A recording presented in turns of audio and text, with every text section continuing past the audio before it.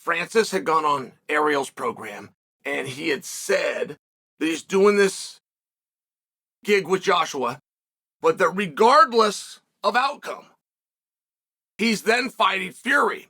And he said it from a perspective of, this is what I would like, this is what I want to do. But I don't think so. I think he wanted to present it in a way as though mythical Francis was going to be right again. I believe he has that deal done.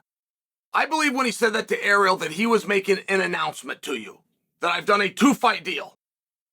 I got the Joshua business, I got the Francis business. If I win, if I lose, if he wins, he loses, we're going to get together. That's what I believe. And in boxing, you don't have very much. I mean, that is a very dirty and dishonest business. They lie to each other on a daily basis. There is very, very limited honor. Like promoters wouldn't have an honor. This guy's getting $100 to box over here, and a fellow promoter is doing a show. He'll call that guy and say, well, I'll give you $105. And then the guy comes over here and he burned his show, and they got to see. I mean, this is just the way that it is, right? And that wouldn't be a surprise. The other guy would do it back there like this. When I tell you there's not an honor, there's not an honor. Francis isn't used to that. Francis is very much used to, if we say it, we're going to do it. Moreover, if we write it down, we're going to do it. Boxing, they'll write it down and still not do it. Now, I'm not looking to give boxing a hard time. I'm looking to tell you that I believe Francis has that assurance in place. And you might say, why did he give him that guarantee? A fight with Fury doesn't work if Usyk beats Fury. Fight with Fury doesn't work if one of them wins or one of them loses, or they both lose. Like, it's got to be a win-win. Well, time out. Time out, because you're right. But you're missing just how well it works. Like their pay-per-view numbers did so bad that there's a big part of our segment of our population that believes that fight sucks, that piece of business sucks, and it doesn't work. That is not accurate. Their pay-per-view numbers were so bad because of the way that it was promoted, not because of the fight. And don't miss that. I mean, Francis versus Joshua is going to bomb, but that's not because the interest in the fight isn't there. That's because of specifically the way that is being promoted. And I'm telling you that because if Francis wins and Fury wins, that rematch is going to bomb again if they do the same thing that they've already done. Because it wasn't the fight. That's the misunderstanding. It wasn't the matchup. So just by example, if Fury wins, if Francis wins, that's a fight that the real guys are going to want to put on in a real way. I'm talking about bringing that to North America. I'm talking about putting that on at 10 o'clock Eastern, 7 o'clock Pacific. I'm talking about putting that on in an actual venue. Be it T-Mobile, be it Madison Square Garden, be it Dallas Stadium, be it in Anaheim. An actual play where you actually do big fights.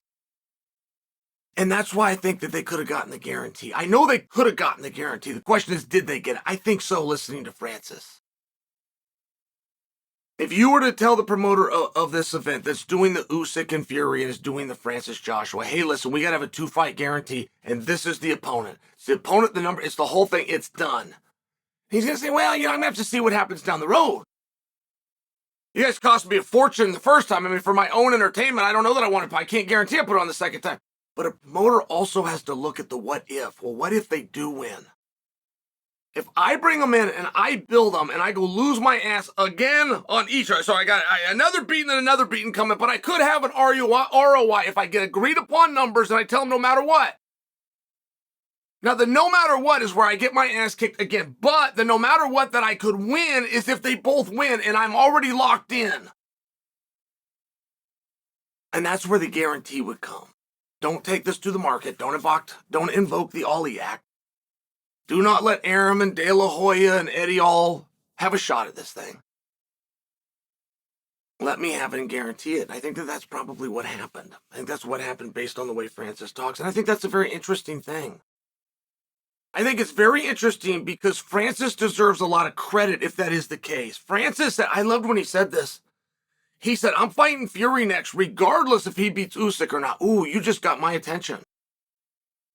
So this isn't about championships. This isn't about a lineage. This isn't about rankings. You got a personal. This is personal. I understand that.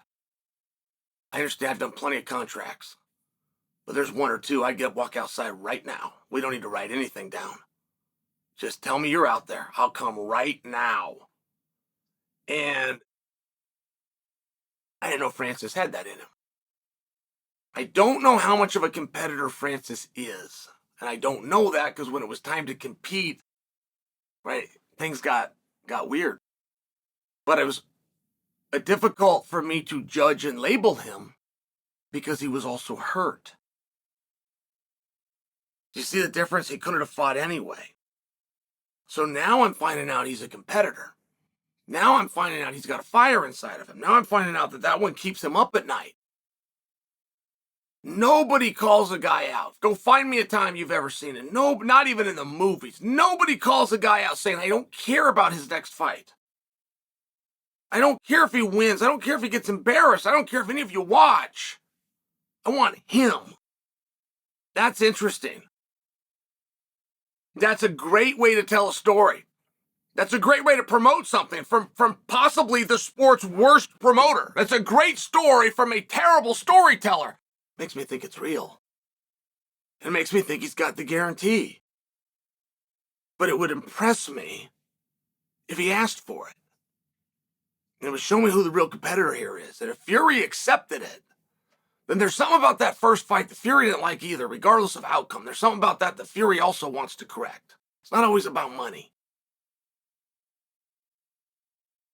And if that is the case, then that is the story. Those two need to get that out to the market. They need to get that in front of the world because that changes who they are as competitors. It changes why they're doing this. And all of a sudden, the fight that didn't matter has a massive purpose.